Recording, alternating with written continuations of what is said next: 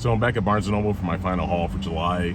I've actually picked up like 11 titles for the month, and I put in a order on Monday to do a store pickup today, and I should pick up maybe 3 more titles today, so should be exciting. And roll thunder.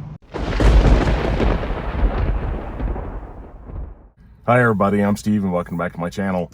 So actually I picked up the order that I had for Monday. I picked it up today, and then actually one of the movies I already had, I watched it last night, so I actually picked up 2 more movies today. This first one is these are all were on my list for quite a while, but this first one I wanted to get for quite a while. It's from 1948. It's spy number 44, and the movie is The Red Shoes. This is directed by Michael Powell and Emmerich Pressburger. The main star, I guess the main star of the movie is Maura Shearer. She's the dancer here. This one was really kind of unique because this movie is 75 years old now, so them talking about how they did the restoration for this was really interesting, because I guess the original negative for this movie was really bad, so they had to do a lot of work, a lot of like digital restoration. Apparently, this was filmed in Technicolor, and apparently with Technicolor they have like I think they have like 3 negatives. One's like red, green, and blue, I believe, and they had to take those 3 negatives, and that's how you get color through that. But the special features on this are really great, because I haven't listened to the commentary yet, but it has one feature on it from Martin Scorsese where he talks about the 3 negatives that they had to do, and they showed how bad the negative was and what they had to do to clean it up. But it has I didn't know this, but Thelma Schumacher, if you know, she's worked with Martin Scorsese for several decades now, and she does all his editing. Done a lot of the editing for his movies, and I didn't realize that she was married to Michael Powell at one time, and apparently they were married from like 1984 to 1990 when he passed away in 1990. So that was interesting, and she talked more about the restoration, how bad the negative was, and all the work they had to do. And the movie doesn't look extremely great. I've only watched the Blu-ray on it. Let me know in the comments how the 4K looks on this. I thought the Blu-ray looked pretty good, and just seeing what it looked like before, after they did the restoration, I think they did the best they could to make it look as good as it does. But this one, let me know in the comments. I've heard a lot of people say that they really like this movie, and it's considered a really classic film. It was nominated for some Academy Awards at the time, and this was like a British movie. But yeah, I thought that just I don't really watch a lot of like ballet or dancing movies like that, but there are some really great memorable shots in this movie, and a lot of great directors talk about how influential this movie was. So yeah, so I got that one. This next movie I actually saw in the theater a few years ago. This was released in 2019. It's spy number 1151, and the movie is Sound of Metal. This one was really good. I've only seen it once, but it's directed by Darius Martyr. It has Riz Ahmed and Olivia Cook and Paul Raci, Riz Ahmed. I know he won an Oscar for this. Paul Raci is really great. He runs the school, and I think I'm not totally sure if he's deaf in real life. I think he had like 2 parents that were deaf, so he knows sign language extremely well, and I thought he was really great in the movie. Just for me, basically I have tinnitus in my left ear, and I've had a hearing impairment for most of my life. It's not extremely bad, but I have some difficulty hearing to some degree, so I have a lot of sympathy for people that have issues like that. So I definitely love this. I think Riz Ahmed was he was like a drummer at the time, and I guess it just all those loud noises eventually just damaged his hearing to the point where he had to have a lot of help with it in the movie. Anyway, the character. So yeah, Sound of Metal. I like this one a lot.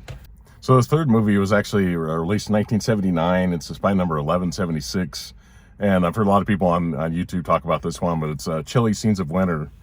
This is really good. It's directed by Joan Micklin Silver.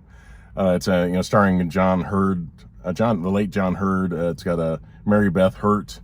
This one was really good. I didn't love the original ending to this movie, but then after watching the movie, I watched the trailer and then watched the what they call the original ending to the movie, the one that they actually filmed, but it wasn't shown in theaters originally. But once I watched that, it was much more satisfying to see that ending. Apparently in 1982, I guess the United Artists Classics came along, and they asked the director if she wanted to make any changes to the movie, and she said, yeah, we actually filmed a different ending, and I would really like to have that ending in the movie. This movie's it's produced by 2 out of 3 people that did After Hours, which just recently was released earlier this month. And it's Griffin Dunn. If you've seen American Werewolf in London, he's one of the producers. Also has Mark Metcalf. If you've ever seen Animal House, he was like the military guy that was really difficult on the students. And I guess he didn't. Mark Metcalf didn't do After Hours. Has Amy Robinson, I think, is one of them as well. At the time they couldn't get work as actors necessarily, so they decided just to produce movies at the time. So and then Griffin Dunn, he has like one brief cameo in this movie, but yeah. So like I said, the original the cut ending that they put back in 1982, the recut version, is much better, much more satisfying. The original, the theatrical cut ending is just kind of disappointing, but I'm glad that they didn't just cut in the recut version for this. I'm glad they gave you the theatrical cut, and then you can watch the special feature and see that other cut. But kind of disappointing that they didn't have like a commentary. Obviously the director has passed away now. She was like 85 when she passed, but it would have been nice if they had maybe Griffin Dunn and Amy Robinson do the like a commentary on it. That would have been nice. But nonetheless, I enjoyed this movie. And the last movie here, this is one that people have recommended to me. Somebody recommended to me quite a while back, and if you saw my video last week, I talked about Uncut Gems. This one is directed by the same 2 directors of Uncut Gems. It's Josh and Benny Safdie, and this movie was released in 2009. It's spy number 1138, and the movie is Daddy Longlegs. Like I said, it's still in the wrapping. I haven't watched it yet, but I know that I guess the main star of it was Ronald Braunstein. So interesting to watch this. But this weekend I've seen Oppenheimer twice, and Benny Safdie actually has a role in that movie. He has like a foreign accent. I don't exactly know what the accent is, but he did a pretty good job in the movie. I know he's done quite a bit of acting. He's a writer, director, producer, and he also acts as well. So I thought he did a good job in a big big time movie that has a ton of stars in Oppenheimer. I think it's Christopher Nolan's best movie, and it's a great film score. I may do a review of that movie by itself, but yeah, Benny Safdie, I thought he did a good job in that movie, and he's writer, director, producer, and I don't know if he's in this movie or not. Probably not, but like I said, this is 2009. So please leave in the comments. Let me know if you've seen any of these 4 movies. The Red Shoes, Chilly Scenes of Winter, Daddy Longlegs, Sound of Metal. Let me know. Please put a thumbs up on this video if you like this content. Like I said, this is probably my last Criterion video for the month of July, and I may have to give it a break until maybe until the Criterion sale that happens in October. Probably next time I'll get, unless I see movies used, I probably won't get any new, brand new, Criterions. But obviously I love buying Criterion. So, please consider subscribing and have a great one. Thank you. Bye.